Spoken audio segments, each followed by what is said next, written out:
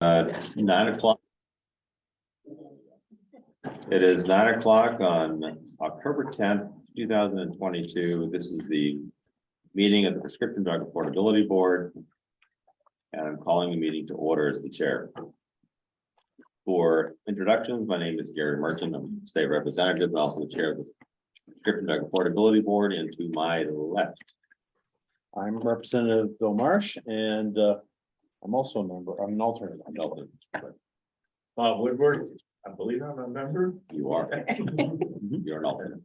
So I will take this opportunity to elevate both Dr. Woodward and Representative Marsh from alternate status to voting member status, which will then establish a quorum.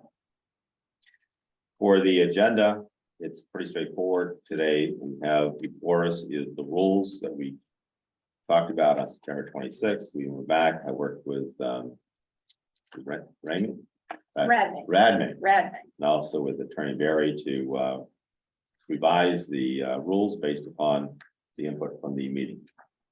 So I'm going to that. I'll go to the rules that were revised. Now I'll turn it over to Mr. Redman. Good morning, Jeff again, Allison Radme.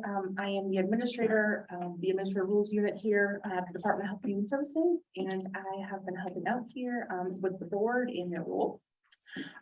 So all of these changes are based on comments we received on the final proposal that we filed with the Office of Legislative Services. This is what is called a conditional approval request, which allows us to go back through, address any comments that we feel that we need to put us in a good spot to help us move forward. With that, we can just start going off the draft. And I apologize, I'm actually working off two drafts here because I do have one with my comments on the side, so I can kind of talk a little further in depth. So your first change will be on page 2. And it's going to be on lines 34 and 35. And this is just a minor change.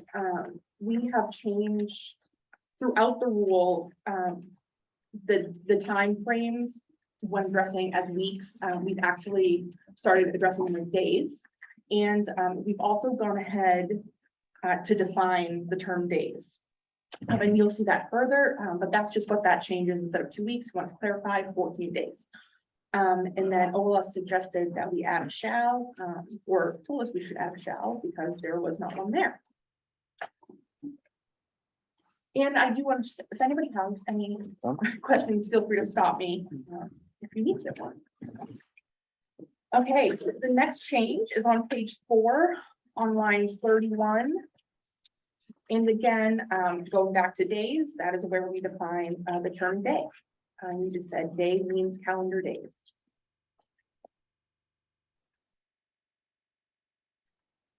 Okay. And then next changes are on page 5, line 39 and line 52. Again, going to days, there is a little context behind this. On line 39, where we changed to a 10-day notice, OLS felt that reasonable was very subjective, and they wanted us to kind of narrow in on a notice time frame. So that's what we came up to be as reasonable, the 10-day.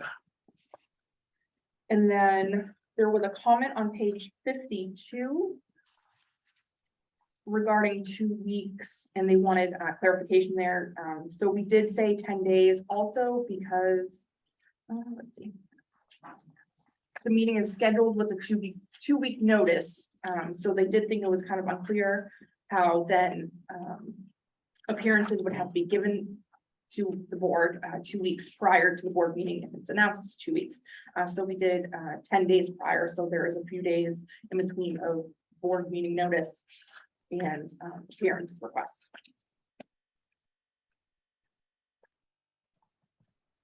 Your next line change will be on page 6, line 4. And again, the sole discretion, OLS felt that as a board, you guys already retain sole discretion of your agenda. They did mention there may be some things that have to be included in the agenda. So we removed the sole discretion and just the board shall set its own agenda to allow for anything that needs to be on that agenda to be. The next change is on line 24, and that's actually to the title of PDAB 201.08. We removed or suspension. This goes down to the change on page, again on page 6, line 38. We removed suspended. There was a comment on criteria around suspension versus disqualification. And in talks, we came to the conclusion that it really would be one and the same for this case in this board. So we decided to remove any uncertainty around suspension and keep disqualification only. Okay, and then your next changes will be on page 7 and line 22 through 47. Just bear with me here because I'm going to pull the comment up for this one. Okay, so Olis had a comment that it was unclear what type of remote hearing the person can request and what happens if the proceeding cannot be conducted due to technical issues. If good cause is met, but the board doesn't have the proper technology, will the remote request hearing be denied? We discussed quite a bit on this and decided that the appeals hearings will be in person only for the board. So that took away all the need for lines 22 through 47 regarding the criteria when there would be remote appearances versus non-remote appearances and whatnot. So that's why you'll see that change. And we just left it conducted in person only. Can I ask a question on that? Just, haven't we figured out how to phrase this after 3 years of remote hearing? I mean, that meets criteria. It seems, you may have people having to fly in for appeals when. I'm just wondering. It's subjective to when you allow for it, unless you can nail it down and say that it gets into the issue of the granularity to what was allowed and what's not allowed. So it comes back to when they say they fly in, does that mean that they fly in from 2 hours away, an hour away? That's what Gelcar is kind of pushing back on us and saying, unless we have really clear guidelines that don't lend themselves to being subjective, if they're very objective. Okay. That's the challenge. I would think by now we would know how to do a remote meeting, but So it's very new when it comes to rules. It's just actually being placed into rules at this time. do we have the ability to come back and revisit Yes. this? Oh, 100%, yes. So I'd this could be, this is your first go around with your set of rules. I always give programs, tell them 6 months to a year, you're going to want to revise them eventually Okay. in that time period because they're fresh. That's fine. Yep. Okay, so next changes, starting on page 7 in line 51, and it goes to page 8 to line 6. And this is regarding your civil fines proceedings. There was a comment on there.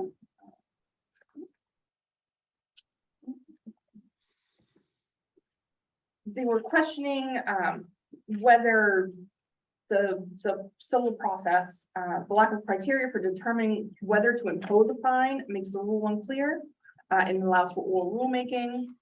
So we came up and we kind of, some of the changes you'll see is really just formatting.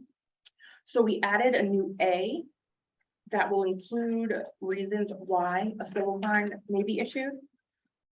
Failure to register with the board annually, failure to pay the assessment fee on time, and failure to report data to the board. We did add that the civil fine imposed for any violation in A above shall be up to $1,000 per day and should not exceed $25,000 for any one occurrence. And that language did come from your statute. And then we relettered the remaining section. And then next changes on page 8, 34, and 35, again, in the civil fine section. We removed on line 35, impose, and added whether to withdraw or uphold the civil fine. Because after somebody presents evidence, it may be that you withdraw the civil fine, or it may be that the evidence is not supportive of withdrawing and you decide to uphold. So we made that a little bit more clear. Basically, the reason why you have a hearing is you can impose a fine. So what happens is, once you do that, they're entitled to a hearing to contest the fine.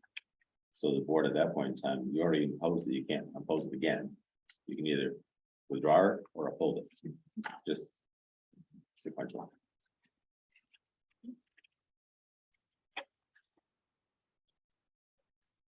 Okay, and I'm going to page 10. With the first changes being on line 31 and 32. And we removed the board may but need not to reply to motions. After discussion, it come to our attention, the board will always in some way reply to a motion. So we did remove that. Line 37, the board, we removed may and replaced it with shall, which is something that just wasn't caught, and typically, and that is rulemaking format shall. Next on page 11, lines 6 and 23, again, 6, removing is, it is, or changing it to it shall be. And paragraph H, line 23, changing must to shall, again, just to correspond with rulemaking language. Okay, we're going to page 12, lines 23 through 33. It's just formatting. We bumped it down because we added a new B, so that kind of changes the way we format. The new A used to be the intro language after record. So we went ahead and just reformatted that to fit formatting, rulemaking guidelines. Let's see, the new paragraph 6, line 37 through 40. We removed except advisory memoranda prepared and submitted to the board by staff of board or others designated by the board to act as advisor or assistant to the hearing officer. Just bear with me here and I will pull that comment up. Yes, that is a Jelcar comment. It was a legislative intent comment. These types of documents do not appear to be exempted. See RSA 91A5. So we did remove the list of documents. In turn, we did add the new B that says the record in part or in its entirety may be exempt from public disclosure in accordance with 91A5. If it is identified as confidential information as defined in PDAB 20102D. So we went ahead and anything that is confidential by our definition will be confidential in these records. As in not reported, not included in the record. Exactly. Yep.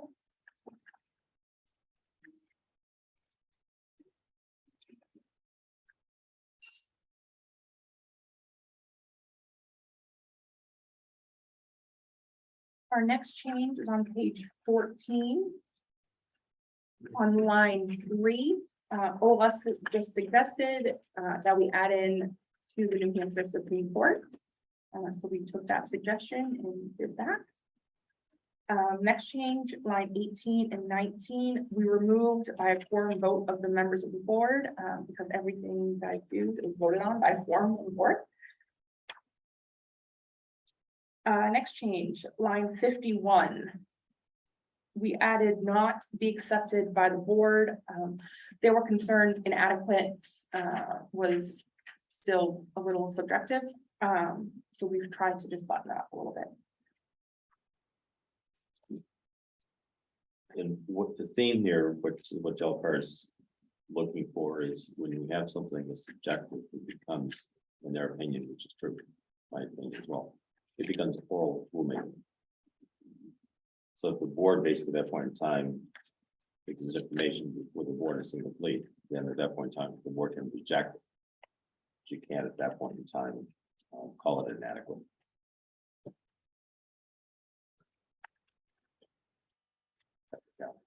Okay, on page 15, again, we go back to inadequate, and we replace that on line 19 with incomplete.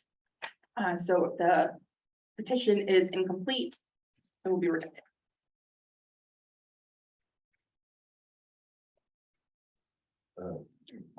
Some question, what is incomplete?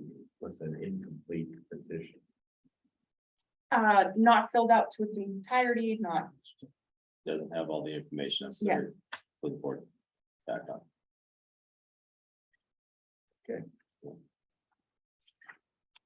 okay, so the next set of changes is on page 1 in the 300 section. And that is not numbered. If I go back to, if you go back and look at on page 14, sorry, petitions, these are the things that have to be in the petition. So it spells out what has to be in the petition, so if something's missing. Okay, so our next change is page 1, paragraph B.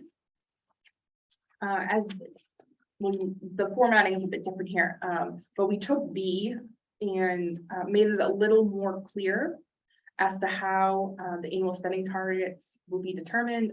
We went ahead and we pulled up all the indexes here to make sure we had the right links and the correct language. So we broke that down into one big paragraph and just said 1, 2, and 3. This is how the board gets that information. And this is where I think we should probably have some more discussion. I had a very long conversation with Attorney Funstein and also Ms. Kroll about the, again, the back issue is the medical drug spend under the medical benefit. But I also want to go back and this is what I wanted to share with the board, which is in your packet. The challenge I think we face, either the board was to elect to go down this road, which by statute is questionable that we have to. But looking at this, the issue is that when you look at the total spend on the graph, What are you on the This graph? it breaks it apart into the pharmacy benefit and the medical benefit. So the drug spend and pharmacy benefits, pretty much that's what drug spend's all about. On the medical side, it gets a little more dicey because in the medical benefit is trying to break out what's there, what's not there, what's in clinics, what's in hospitals, what's inpatient, which is outpatient. It's more complicated. It's not a clean data set. Number two, when you get into the specialty, I looked everywhere and I found some sources that basically come out and said the same thing from various entities, including the federal government. There is no single definition for specialty medication. So to look at specialty medication, if you don't have a common definition, it's going to only compound when you try to do the analysis. So looking at the data set, I still go back to the board and saying that we need to stay focused on the pharmacy benefit side. I think we get a good process in place and we have it locked down. Then at that point in time, we could consider looking at the medical benefit side as far as drug spend. And my concern is that we're comparing apples to apples. So if you're looking at the medical benefit side, how it's coded, how it's tagged, the data elements and so forth, they're different than they are in the pharmacy benefit side. So I go back and task us all is figuring out at this point in time is that what Mr. Attorney Funstein talked about was the question about putting something in if it's feasible. I reflect on the idea of putting something if it's feasible, practical. The challenge is when I get back to gel car, they're gonna sit there and say, define feasible, define practical. So it's gonna be difficult at that point in time to include that language because they're gonna go jail car and they're gonna object to it.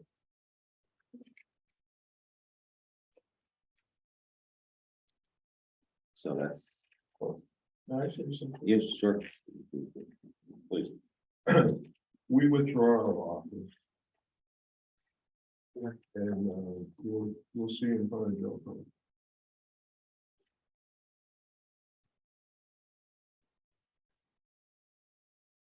So For that's, my information.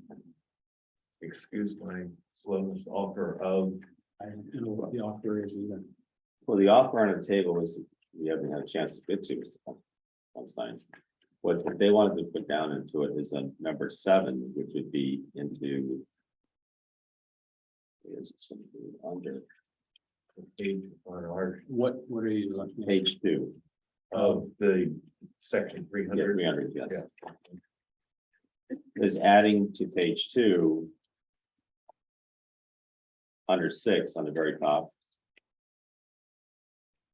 Is adding. And to the extent practical, using all payer claims database, which is.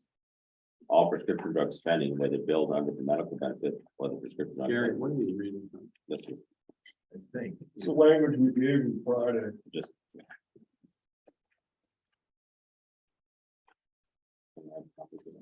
I think it's 6 years, but that's. My concern is that, and maybe.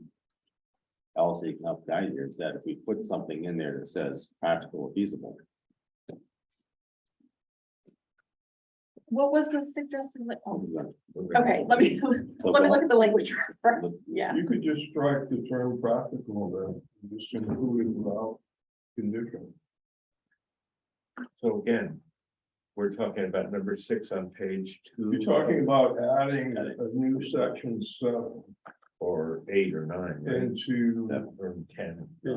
No, adding 7 Seven. and renumbering 7 and 8. this is the data that you were supposed to consider in carrying out your duties. And we're saying add a number 7. And if the chairman's concern is that the use of the term practicable causes or is expected to cause problems for him at jail car, we would certainly agree, you don't need that. And you would simply say, using the all payers claim.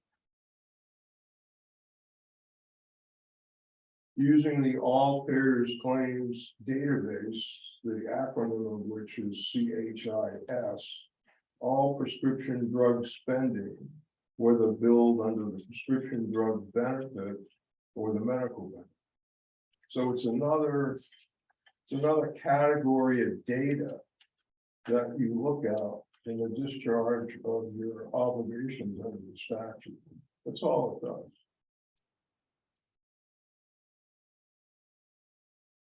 I'm not familiar enough about the CHIS data set to know whether it has, because if a hospital gives a patient an aspirin or antibiotic, is that in the data set? As an IV antibiotic in the hospital? Yeah, IV is different to oral. But they would have both. Yeah. As The injectable and infusable drug, the J picnic, J code. okay. The last one is probably not. But it's specified at 319.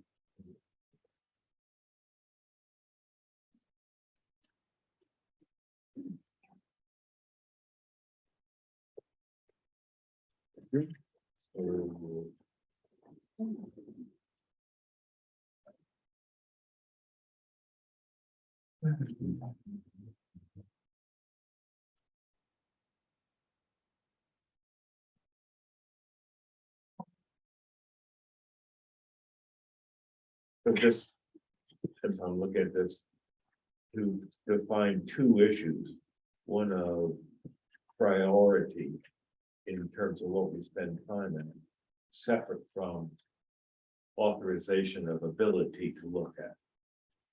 this is defining ability to look at. That's an issue, not the priority of which we spend time doing things.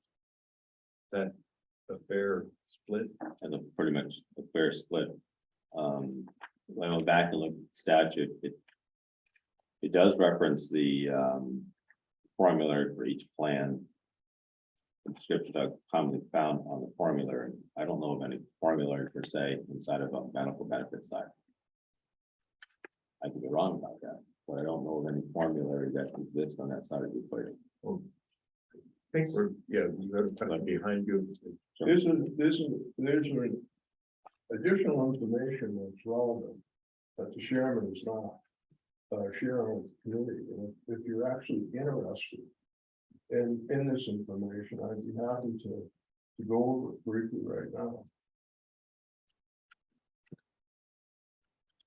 I think the overriding question is clearly the goal of the bill that I filed was to capture state pharmacy costs and look at them and look for strategies to lower those. Correct.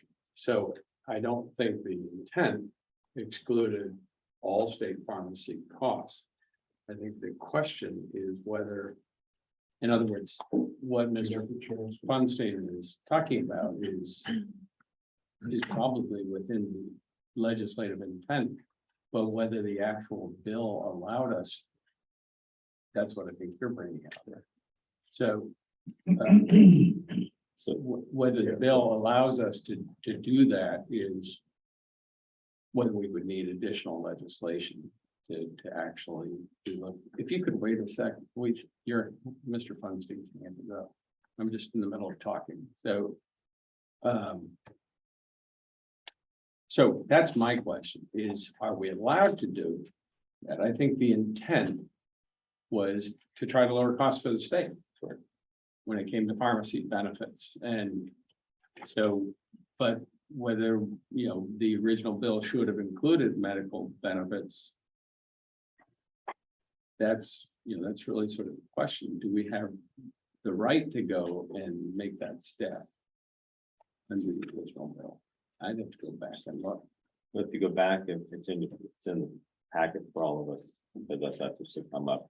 If we look on to the 126 BB5, go down to 2.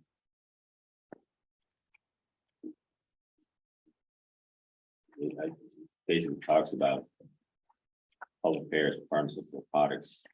It's really not clear whether you're talking about it strictly in the quote, pharmacy benefit side or including the medical benefit side.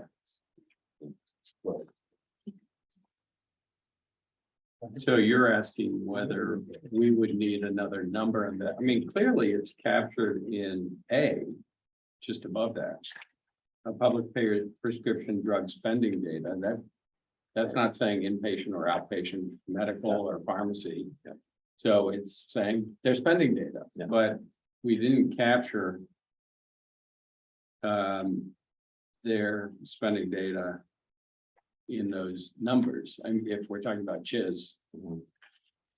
And the only concern I have about CHIZ is that we're putting in here one database. I mean, I would rather have it broader so that it would include CHIZ, but would allow, if there's another database that is, I just get worried about being too specific for the same reason that we just ran into with the original, with the wording of the bill.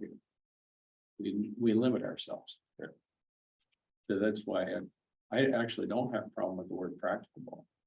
Because although it's fuzzy, it gives us some wiggle room. If it's just not doable, then we can't do it. But if it's doable, I think we should have all tools available than just CHIZ. Because I think one of the things which we talked about on Friday is that what CHIZ will do, which is important, it tells us what we've done. What we have to do is set a target going forward, which is going to be prospective versus retrospective. So we can use the CHIS database to get a feel for what we're spending today. Mhm.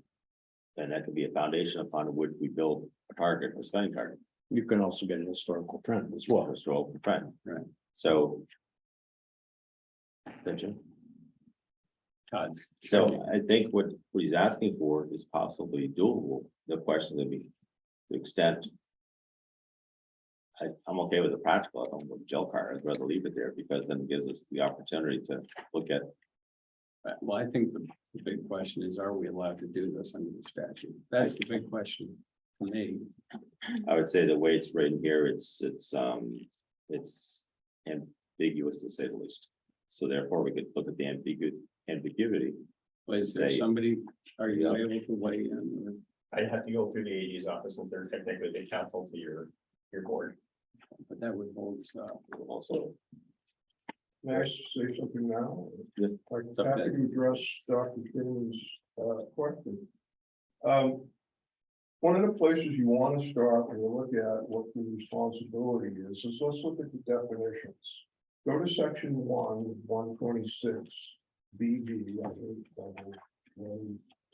Section 1, paragraph Roman 2, and paragraph Roman 3. And when you look at those together, their reading, the only reading in fact, is that prescription drugs means brand name drugs, including biological, and generic name drugs, including biosimilars. The latter of which are many occasions administered on by a doctor or in a healthcare facility. You look at the operative section of your statute.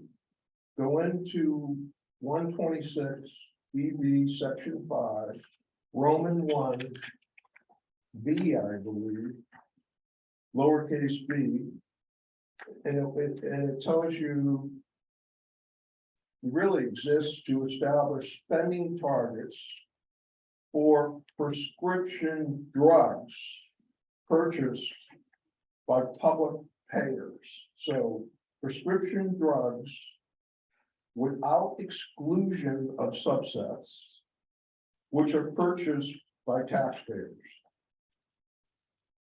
And it tells you, for reasons which I'm certainly unsure of, that you are to use a rolling 10-year average of the medical care services component of the BLS federal CPI index.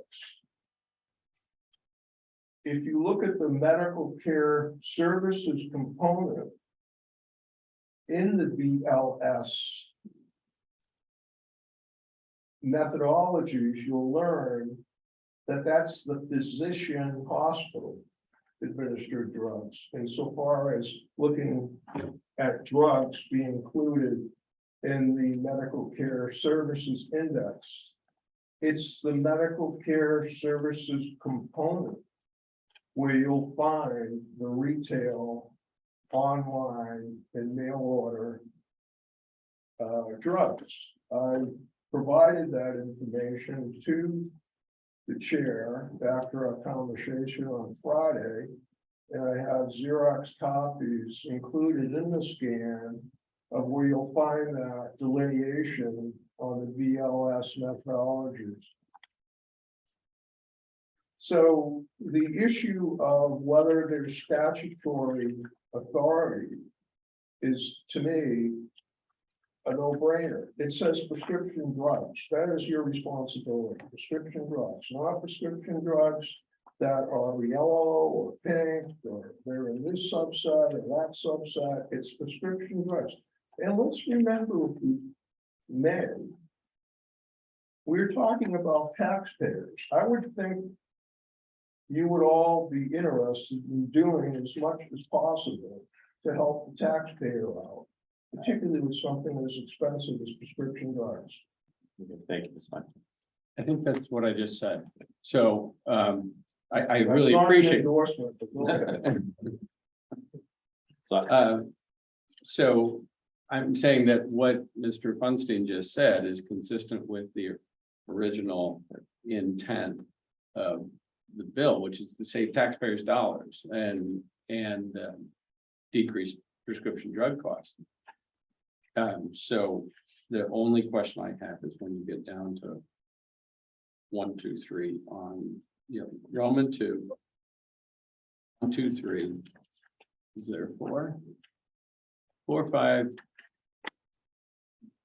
Is there enough wiggle room in there for us to be able to do what, to look at this I would in a similar way? say we could add it. And if Jelcar says we don't have the authority, guess what? They'll push back and say you can't do that. Right. So Yeah. I'm fine with that. I mean, I don't know if the rest of it, I'm just saying, that's my view. I agree with. I agree that. I concur. But I'll As let do the I. rest of the board. Bill. I think, looking at the, insurance claims database falls under the data compiled by Department of Health and Human Services under 5B. So I think we have the authority to look at that. So is there any, can we change the wording just slightly so that it's. I mean, something, this is not the final wording, but something, and to the extent practicable, using available data, all prescription. I mean. I was does it playing need to be- around with a little bit of language. Oh, We're sitting here. you're much more fluent than I am. So my first thing is, I don't think we should start off with to the extent practical, because that is a big red flag for Jelcar. Yeah. So my thought is 7, start with the all payers claims database, all prescription drug spending, whether billed under prescription drug benefit or the Medicaid benefit. I did have a question. Would you want to leave this open for any other database, or would this be it? That's what I've been I think we talking should- about is the. There are other databases out there. There's Akiva. That makes sense. Okay, so then I do have. And there language may for that. I be kept going. more down the road. We've seen a little Okay, bit of change. So then what I said, Appropriate data.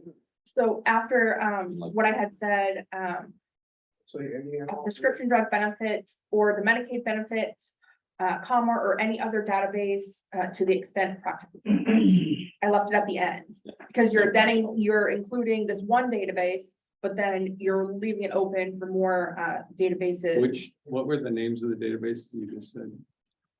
What did you? I was reading, Okay, so, yeah, yeah, that sounded fine to me. okay, There is a database. I just talked about that also on Friday. There's one that's published annually by the American Society of Hospital Pharmacists that is out there. There's also one here by the Acuvia, which is another one. There's also another database that's available to us using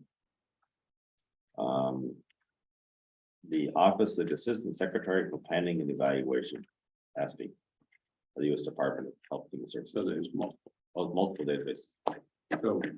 so then, if you wanted to make 7 more generic and include using number 7, So we can't use the the word appropriate database, right? using I don't know. You could use, We could do something generic for number 7 and then go to little a, b, c, including ABC.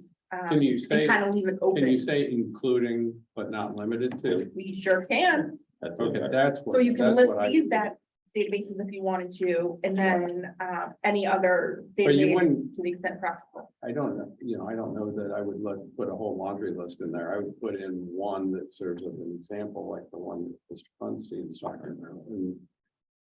And say, including but not limited to the CHIS database. And That's a good idea. Yeah, because we know that one is out, it applies. it's our data.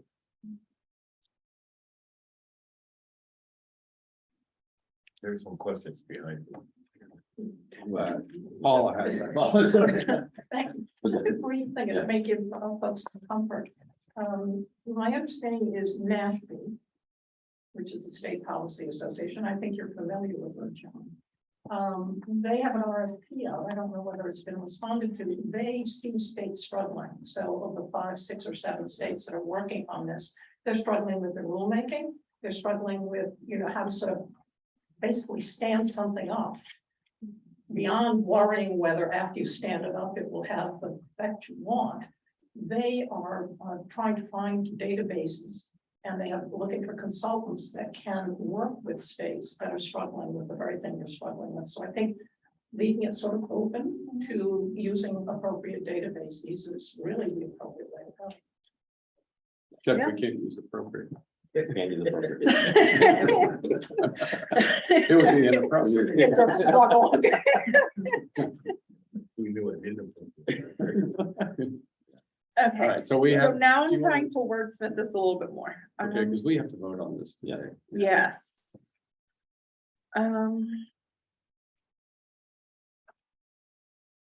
What is the generic type of database this would be? I guess. It's the all pairs claim database. No, not, because then we would do One step. one like generic, because then we would do, including but not limited to, and then I would say this actual database. So how would you describe all payers claim database in generic terms is what you're asking? It's a database of claims data. Yeah, claims data, Okay. a claims data database. Department of Redundancy Department. Including but not limited to, and then you can go Yeah, up to the line. and then I would finish this language, Right, yeah, Yeah, okay. Mr. Funstein, does that, I'm sorry. are you okay with that? Could you just repeat? I didn't hear what you said. So it will be along the lines of new 7 claims data database, including but not limited to the all payers claims database, all prescription drug spending, whether billed under the prescription drug benefit or the Medicaid benefit, or, Medical. oh, I'm sorry, medical. Medical benefit or any other database to the extent practical. Yeah, it's fine. Okay. I didn't, yeah, is that what you want? That's fine. Yeah, okay. We Might you went might for our want to say any other comparable database, because you're not using, there's millions of databases out in the world. that But have I don't nothing to think do we with need that. that. Do we need that last phrase that you put in there? I'm not So sure we have even it up need that. above. No, we can end at any other database. I'm just Period. saying, we don't really need any other database because you've already said Including but not limited to. including but not limited Yeah. to, so I think You're it's right. Yep. just redundant. Yeah. So then we'll end at medical benefit. Period. Correct. Yep. All right. Okay. That's gonna require, that's 7, so we're gonna renumber 7 and 8 to 8 and 9. No, this is going right under 6 of paragraph E. So it'll be a new 7. Native 7. Yep. What page? Page 2, Page. right at the very top. No There's numbers. 5 and 6. Oh, I The got it. new 7. I don't know why I did that, Mr. Chair, I apologize. Okay, It was the same document, you would think we'd hear you. There you go. I know the page numbers changed too. Yeah, I don't understand why. So the page numbers are, that's a rule formatting thing. When I have to file it, I have to separate them because when you're doing board rules, 100s and 200s are technically one. And the 300s is a separate, yeah, Oh, that's right. yeah, so that's why the numbering is off like that, yeah. I just rolled down the bottom. My apologies, I'm trying to see where the stuff here. I think we are on page 3. And we're up at letter K.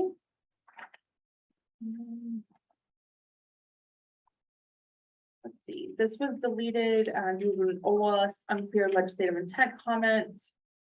while the language is pulled directly from RSA, the board needs to have rules that describe the process and procedures for accepting funds.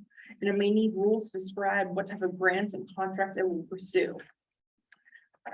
So we had discussed and we removed, I think really at this point, we didn't want to hold things up any further. So this is something, if you feel that you need any type of specific criteria for, we can go in and reopen the rules once we get this kind of. Yeah, I don't think it's critical right now, so. Exactly, I don't yeah. think so. Deleting K doesn't mean that we can't. No, it doesn't mean that because this is in your statute. That language is straight from your statute. Yeah. Okay, so going down a little bit, same page, section 30102B. There was a comment by OLS just kind of asking who we consider users of this data. So then we kind of narrowed in and said members of the board, the advisory council, employees or contractors who utilize the board's data. And that was something that came up, which I'll get to also in the packet from pharma. Their concern is going to be the confidentiality and access to the database.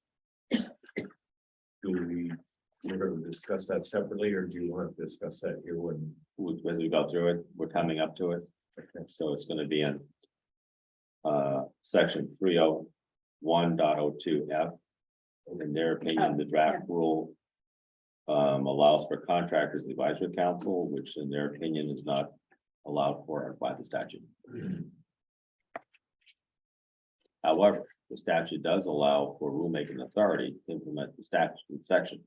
So, but that's their objection. My understanding of how things work is that much of the analysis will be done by contractors and advisory board members, and to exclude them from having access to the data collected by the board seems to me taking, defanging it, the board's ability to do analysis. That's a good point. I think what they're referring to is not so much the actual data, which is getting into what they call proprietary marketing strategies and things of that nature. So we can probably try to tease it apart and saying if they're submitting pricing data, that's one thing, but if you're looking for how they set their prices, marketing strategies and things of that nature, that's what they're really more concerned about. So, Well, I was just going to say, in this, the way it's rewritten here, it's really clear that they're subject to all penalties for violations of confidentiality. Is that not enough? And it's contractors, advisory council, employees. I mean, it's basically everybody who touches anything that the board is working on that's confidential, they're subject. And the shall takes away any wiggle room. Does Pharma know that we're making this change? the shall change. No, being more just- specific. Members of the board, advisory council, employees or contractors, so it really covers anybody who would touch any of the data. Jim's not here, is he? No.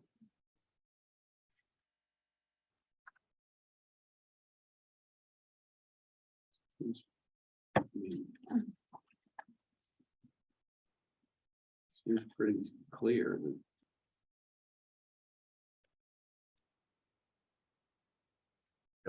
As somebody that's had Medicare individual data, where I could have easily identified people, when operations were occurring, exactly what all the characteristics of the patient were.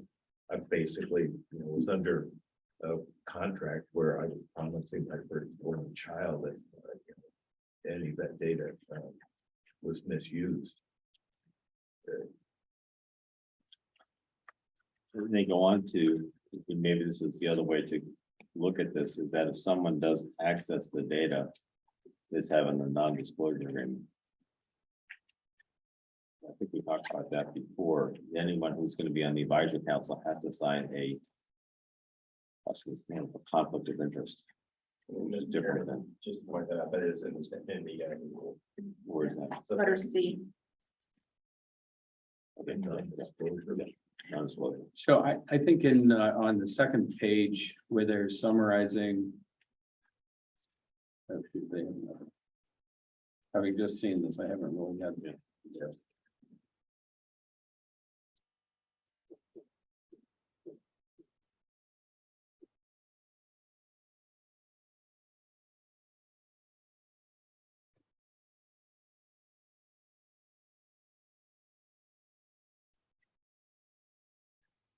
Why do we have to be specific on users of the board's data in B and not in C? That doesn't make any sense to me. We're using the same phrase that they are, yes, you change in B. And C. That's good. Good catch. Yeah. Let's change it. We'll change that to mirror.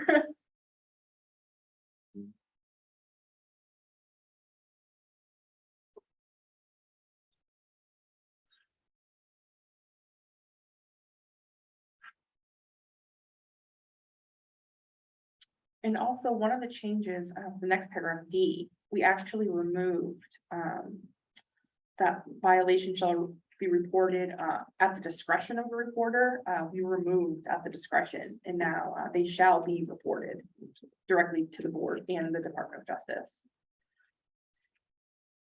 Right, so any whatever it is.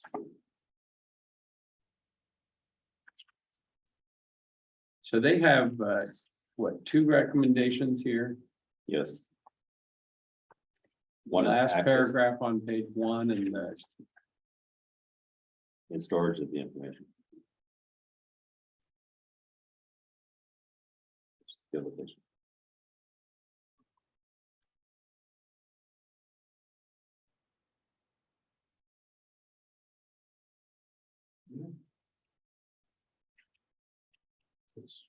You could put into under after G and H in there and just talk about the storage of the data shall be.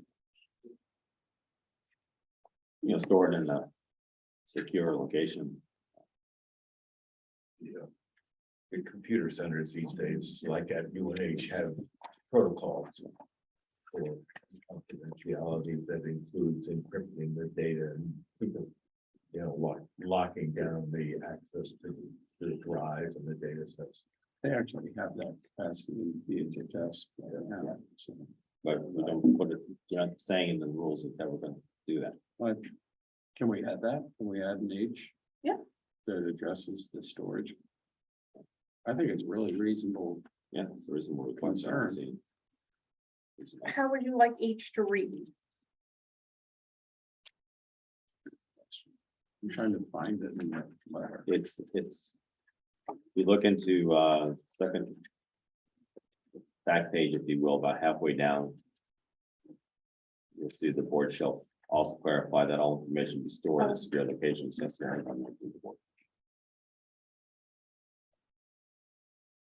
We could just make it right out of here. All Can we information shall just be take stored. that? Yeah, can we just lift that sentence? Yeah, just take the step right out of there.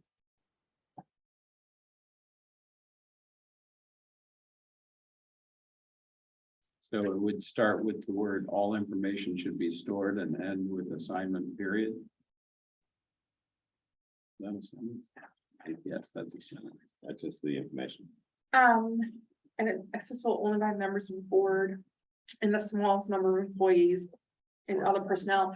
Would we want that language, or would we want to mirror the members of the board, advisory council, employees and contractors?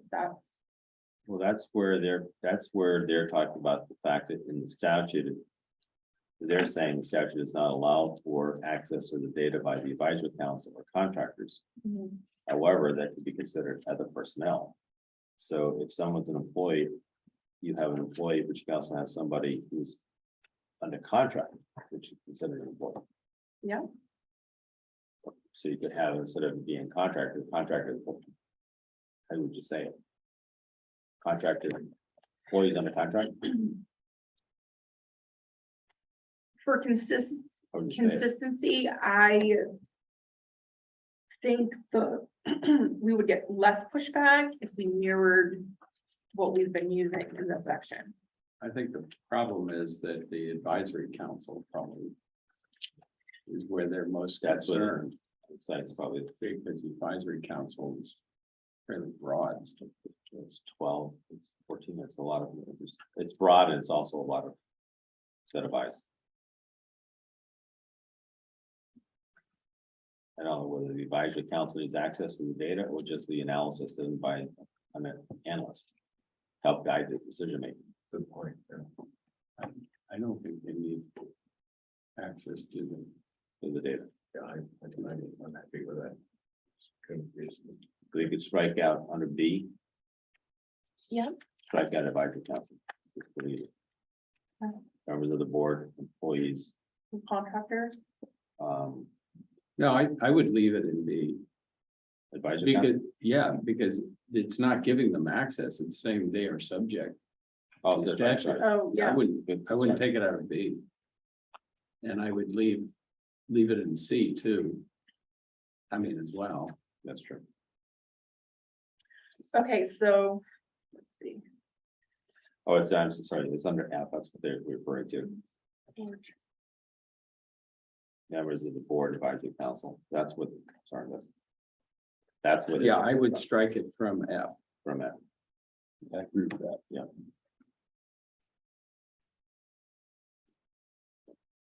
You So- already say in A, the board shall limit action, so you're already limiting to the smallest number of employees as possible. So you're picking up what they talk about in that. So I think all we have to pull out of their paragraph is all information should be stored in a secure location and accessible only during such time as needed for the individual's work assignment. Right. And it will take Because the care- rest is already in that paragraph. And I think by taking out advisory council out of F, that takes about part of the concern as far as access to it. Should we, everybody follow that? Yes. They're all Yeah. gonna- Yes. Okay. Any feedback? We want to just make sure anybody have any feedback? Okay. Was there anything else that they brought up that we need to address in this paragraph? Now, they were talking about the issue of the ensure the information is in a secure location and access to that secure location is limited. And they wanted to basically, the point in time is talk about contractors and advisory council. We took care of the advisory council. I think contractor under contract would be no different than the same thing happens now with Department of Health and Human Services. They may contract with the University of New Hampshire. They need the access. access, but they're going to be subject to a non-disclosure and Correct. the same confidentiality laws that. I had another objection. I forgot what it was. I'll get one. No. Am I all set with you? I told you to put in that sentence, we will withdraw our objection. Okay. The other piece, Mr. Chairman, was, which I think you're beyond that in your rules now, was on page 1, where you're fleshing out the how you determine spending targets. Methodology. And I think so I'll be back and revisit that. Let's keep going. Yeah, okay. The bottom of page 3, 30201, paragraph A. OLS wanted clarification on the annual budget, so we added the boards. Beautiful. There's something non-controversial. Page 4, paragraph B, we changed must to shall. Bottom of page 4, paragraph F. We modified a little bit to say all civil fines and penalties collected by the board shall be used to offset assessment fees. And we removed transfer to the general funds. So this would allow us to decrease how much our fees were the next. Right. So we become. So that would be to the benefit of everyone who's reporting. Correct. The intent was, what I don't want the perception of is that all of a sudden the board's creating fines in order to support itself.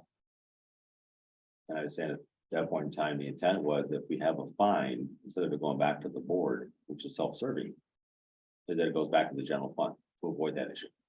Joe Carr said we can't. Yeah, Oh, there's, okay. yeah, and the reason because, SB 240 established the requirement that fees and assessments, be deposited into a non-lapsing dedicated fund. So really, the wrong fund was listed. I would think the payers of fees would really like this. I would too, but We'll see. maybe they'll go up to Joe Carr and say, we'd like to have it. Yeah. Go to the general fund. All right. So is the board taking any? You talking about lawyers? Is the board taking any other comment on this section? Yes, Because I'm sort of a surprise guest. sure. Okay, so I'm Representative Joe Edwards. I'm the chair of the Division 3 Finance, so I would just like to point out that in general, I have concerns that under the Constitution, it's the legislature that has the authority to levy taxes. And so my general observation is that the board has been set up ever since its origin to have quite a lot of legislative authority to impose fees and fines and taxes, setting you up pretty independently from the legislature's constitutional duty to set those sorts of things. And I suppose a way to deal with that is to have the board's budget approved at some point. I don't know, as I've looked through your rules and all, I don't know how the board sets its budget. You basically have the authority under current rule and all to raise whatever amounts of revenue you need to cover your budget. But there's no budget control that I see in any of this.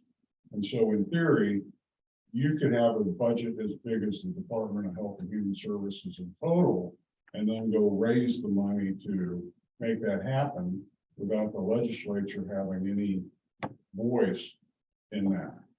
So if I misinterpreted the situation, I'd be happy to be corrected. But I consider that kind of a big deal. I think the intent and the way we set it up was similar to what we've done on many other boards, which is, that's why we actually put in these limits for the 125% of the board's operating costs for state fiscal year was similar. I mean, in fact, I think it's the exact same language as all the boards that are under OPLC. So yes, sir. Thank you for that. I understand the intent. I'm just looking for language that establishes a process by which the budget gets approved. 125% of an infinite budget is very, very large. And so if there are no controls on the budget, any sort of theoretical limitations on the revenue to be gathered are kind of meaningless. I can see that concern. So the question is what, we have boards that have been functioning for half a century, or I don't know exactly when they were installed, but the Board of Nursing, for example, who sets their budget? Isn't it the board? Well, that's see, what's interesting, we talked about this at this point. There is a committee from the Senate and the House talking about that whole issue with OPLC. Who sets the budget? No, right. In the past, each agency would set its own budget. As far as the process in which it was set to establish the budget, that I wasn't aware of because we still didn't do it that way. We went through a budgetary process, but it wasn't. No, I have exactly what I was trying to get to. That's what that is. So at that point in time, if we have a budget here as a board. Maybe the thing to do is talk about when we set the budget, we have the public hearings about the budget.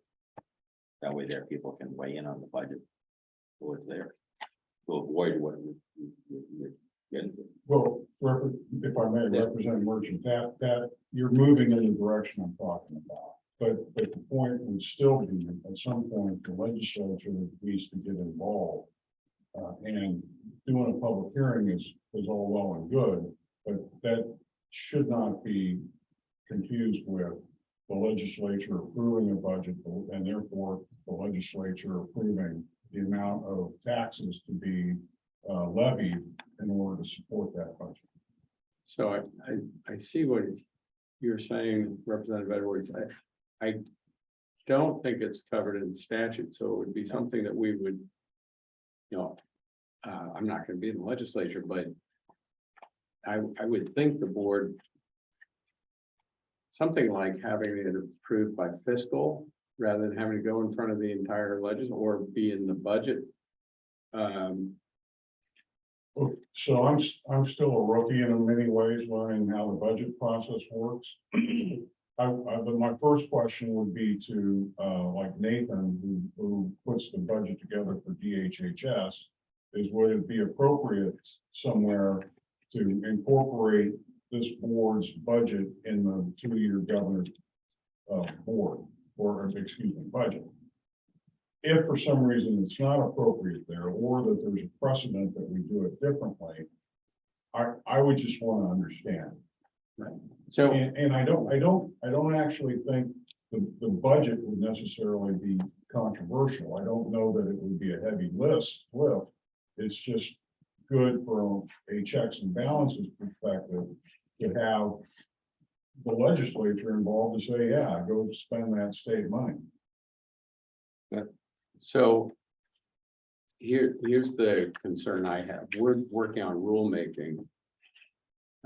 So I think it would take a change of the statute for us to have put in that type of oversight, which I have no objection to.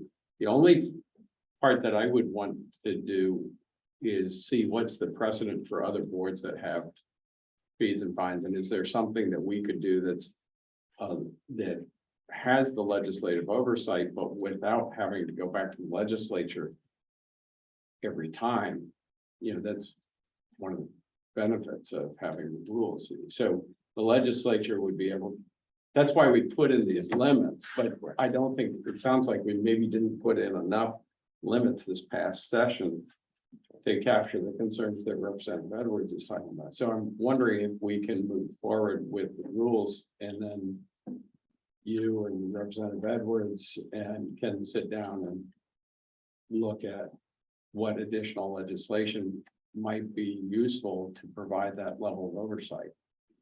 But I don't think it's in the statute. That's the problem. I think you're probably right, which is if it were in the statute on how the budget gets set, then your rules would have followed that, and there would be rules about how you do budgeting, right? So I think we're all in agreement. It's just about when, what's the process for, first of all, looking at the oversight and then crafting legislation that would provide that oversight if it's necessary and helpful. I completely get what you're saying. And the question is, who would be able to answer the question? So, I don't. and I guess the place I would go with first is DRA. And, right? They raise revenue now. Sure. Oh, okay. So I can find out. I mean, Cindy, she's not on, is she? Cindy Rosenwald, she would know. So I have one other comment just for full disclosure. And for coordination communication. I've submitted a very simple bill to repeal this board. And so I have another window, hopefully after November, to amend that legislation.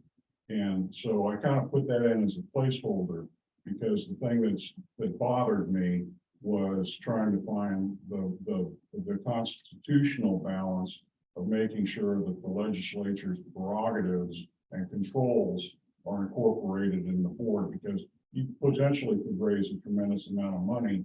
And ironically, through raising the money from the people who provide us with our prescription drugs, end up adding costs to them and therefore making, you know, the inherent cost of the drugs more expensive.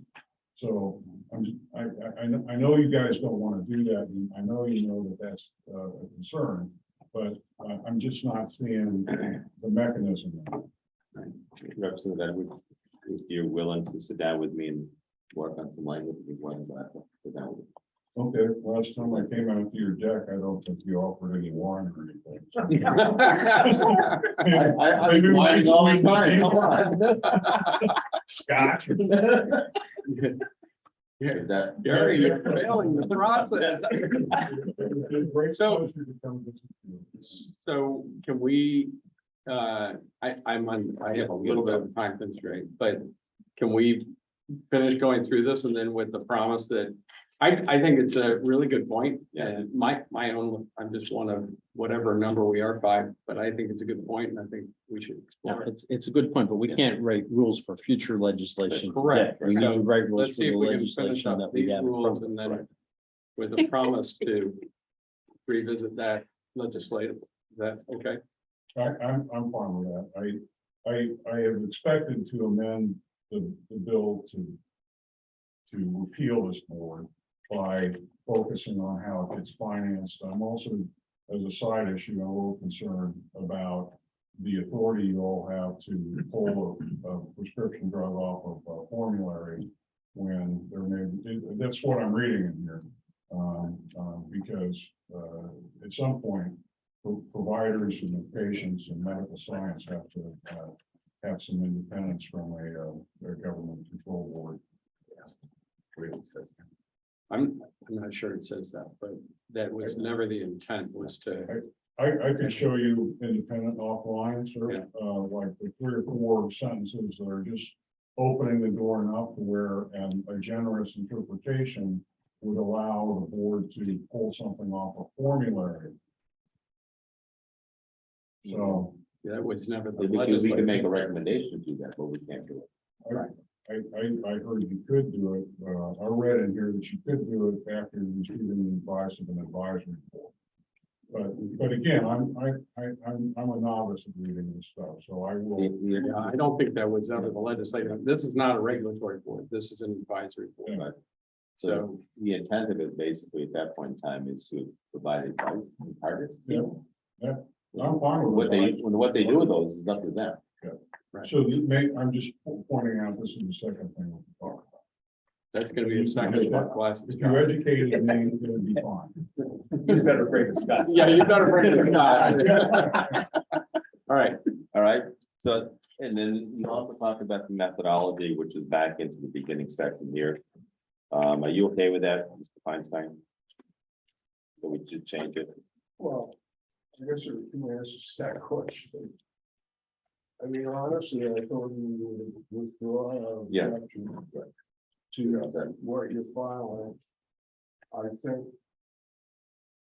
Frankly, I think your big problem there is gonna be with gel card. They already complied with the comments that they filed in the second. And I don't envy your task, because I think you're trying to build a house on a foundation of back days.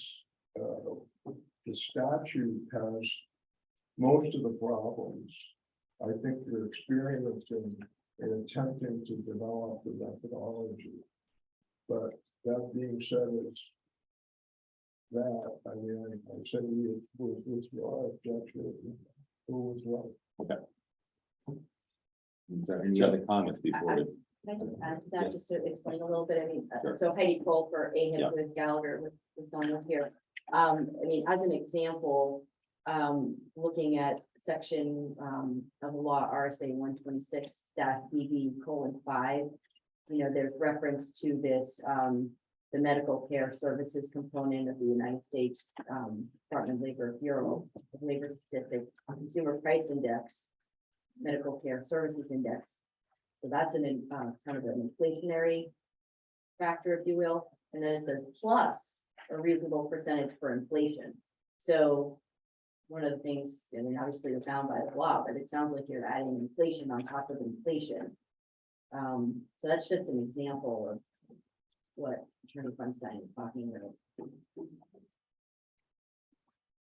Well, I think if I look back and look at the data here, scroll, that's historical.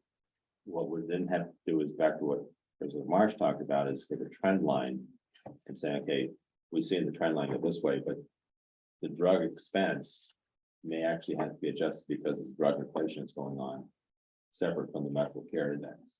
So yes, they are sort of generally continental, but one is, I think, looking at a historical versus one, again, going back and looking at something. Mr. Chair. Yeah. As my recommendation would be to, this may take a third glass of scotch, but to look at this as part of a package of Bills. possible legislative.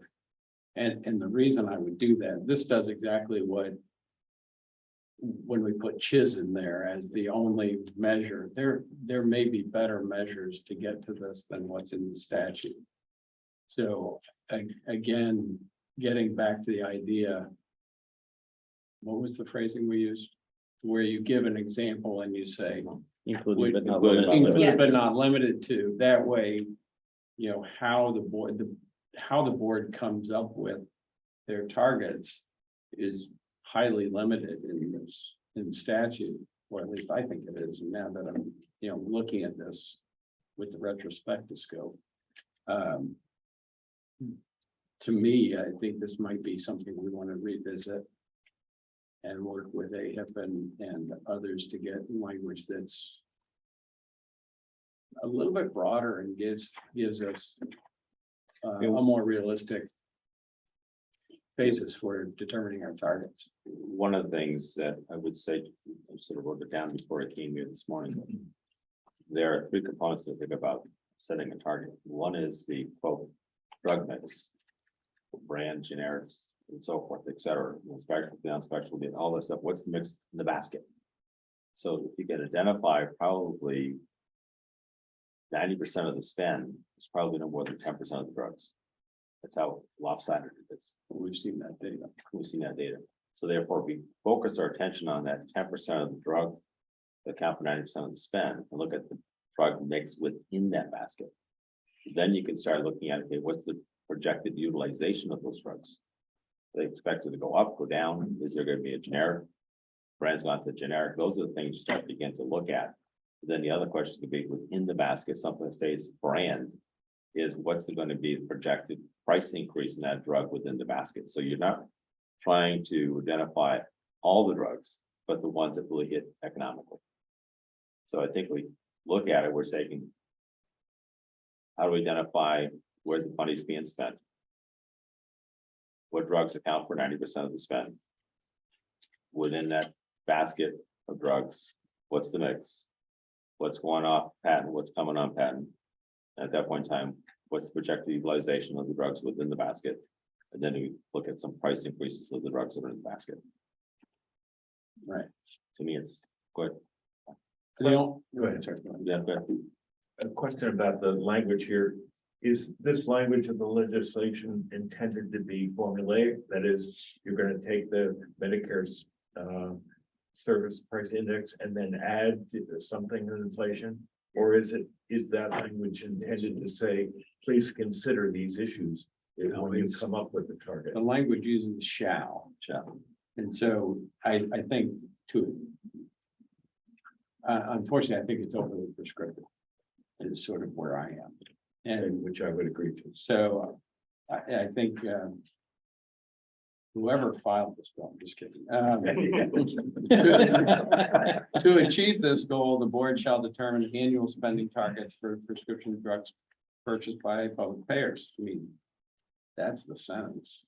Everything after that is getting,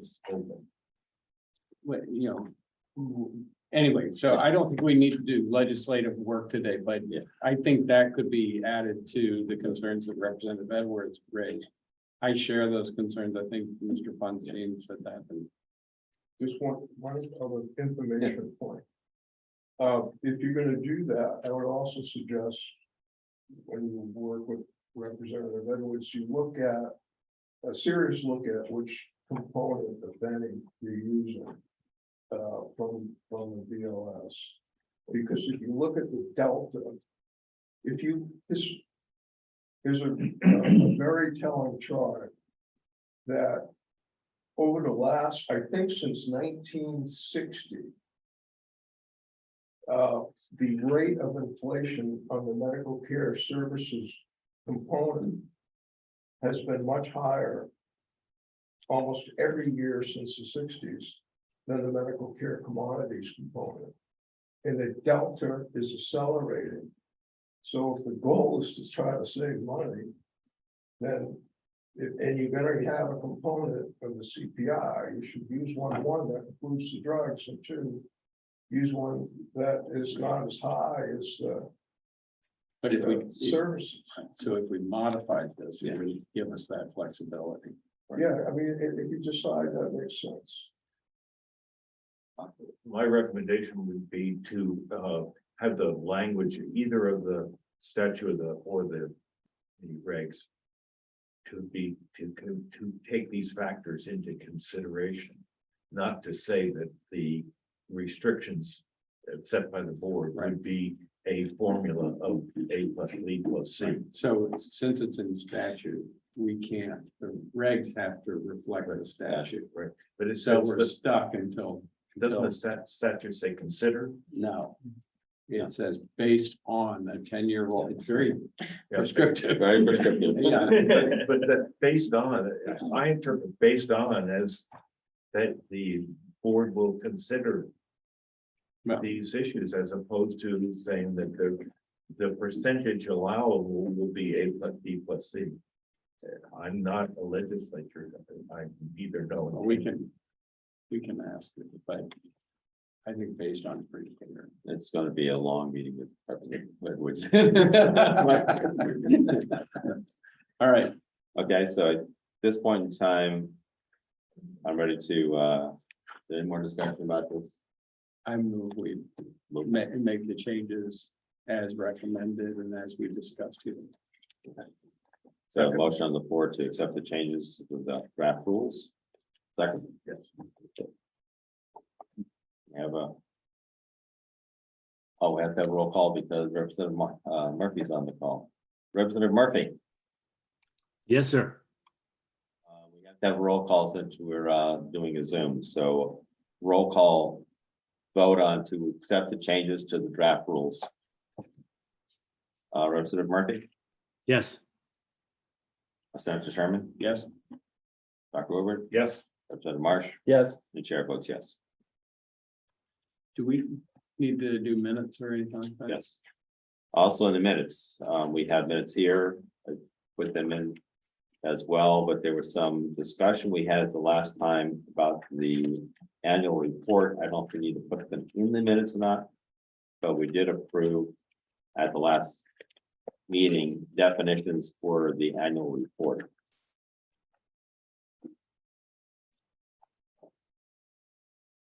So.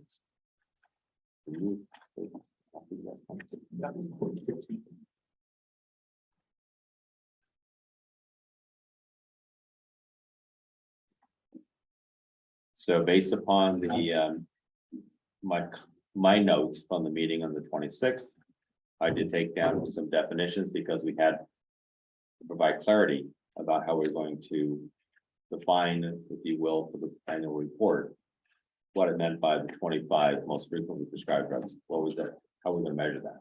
The same thing about the costliest drugs and the same thing about year-over-year expense. When we talk about day supply and we went the whole process, you bring back some comments for us to look at. And we can add that hopefully to the minutes.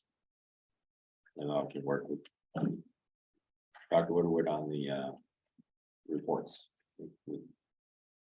I'm looking forward to working with you.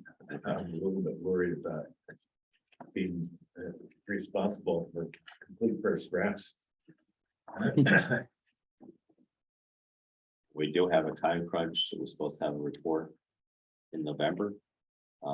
Maybe late November. Yeah, that's what I mean. Because right now, a lot of us are in the middle of an election cycle, so. So is it late November or November? It's in there, so it's annually in November. Beginning of the year 2022.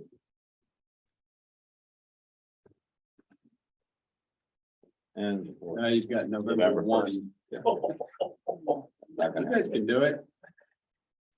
There are no changes to November 30th. So this is basically what we had talked about before as well.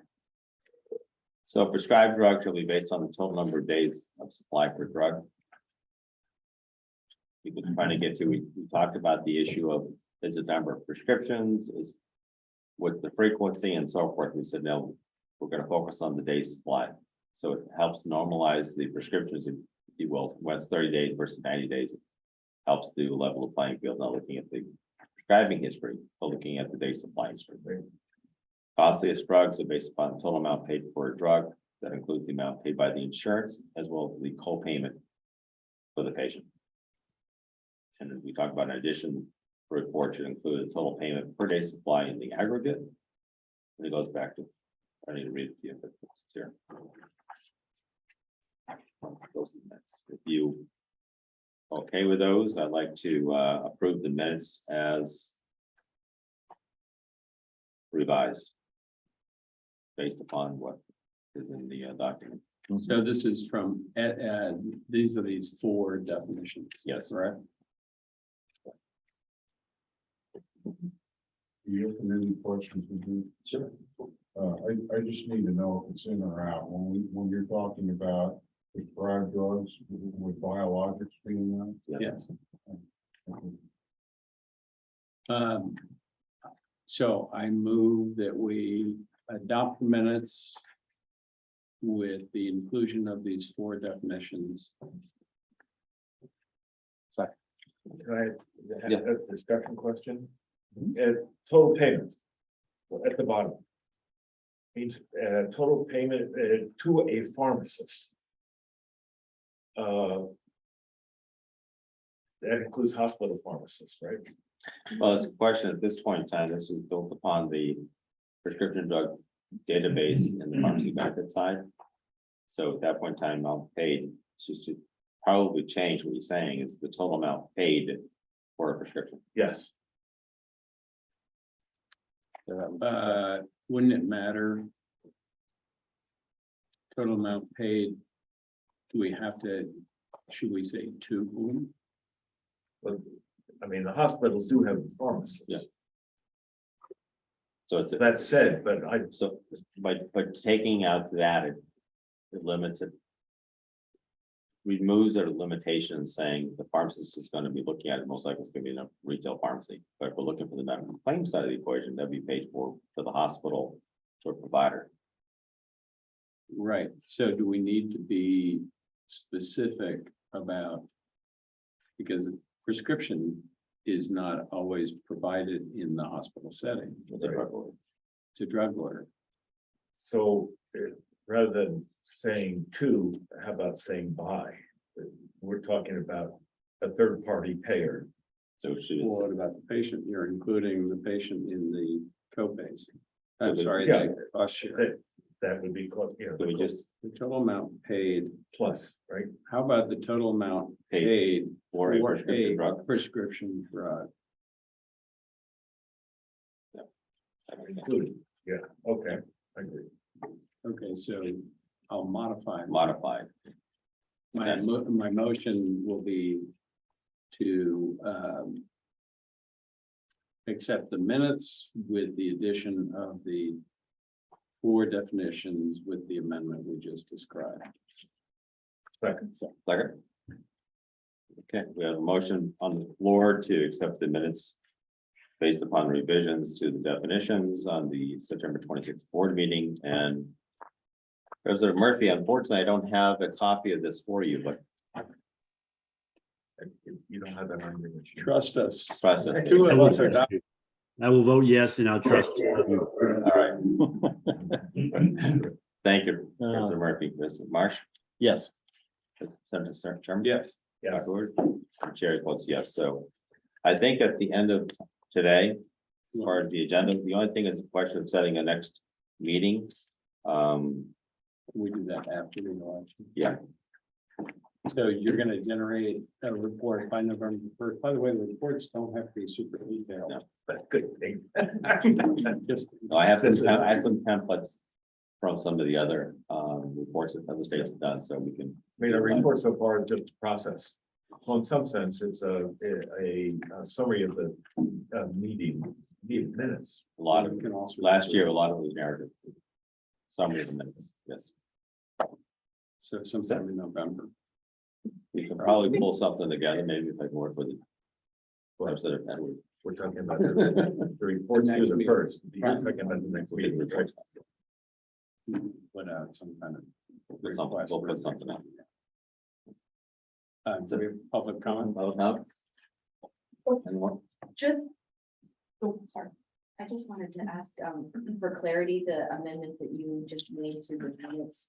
So number 4 now reads, total payment means the total amount paid for a prescription drug. Is Yes. that- Yeah. Okay, thank you. Just a question. Yeah. Do you, is the plan to, I may have missed this, I'm sorry. Is the plan to file the conditional approval request like the next couple of days? I was actually just gonna say all that fun stuff right now. So what will happen is we need to file this conditional approval request, no later than Thursday. We'll get it finalized today and hopefully, I can send you over a cover letter for you to sign and we can file it. It will go up on my website as well. The administrative rules unit, rules for public comment, you'll see the conditional approval draft go up there. With that said, if there are any additional comments from OLS that need to be addressed, we need to come back to a board meeting to do that. So if there are any outstanding comments and the committee does not approve the rule, our next step will be again, coming back here, because unfortunately, we can't verbally amend like I would if it was a department rule. So I just wanted to kind of put that out there. We So all like everyone is each other. aware. We don't get Scott. May I ask a question about that? Okay, so because I own whatever amendment I put in, I would still like to be able to get input and let people look at what I'm proposing and get feedback. I can do that via email without violating any 91A or any board requirements. I think, Am I For right? legislation, yes. this is completely different. This is not with respect to any Yeah, I can legislation. do This is, I don't. That's all right. I'm just looking for a yes. This is, that, yes, heard not a yes. coming from me. I do not deal with the legislative side of things. This is strictly review. If I can say yes. Rules have a different set of rules. Exactly. Okay, So was there any public comment? I can't see my hand. No. Good luck. Right. Okay. All right. Take care now. Take care now.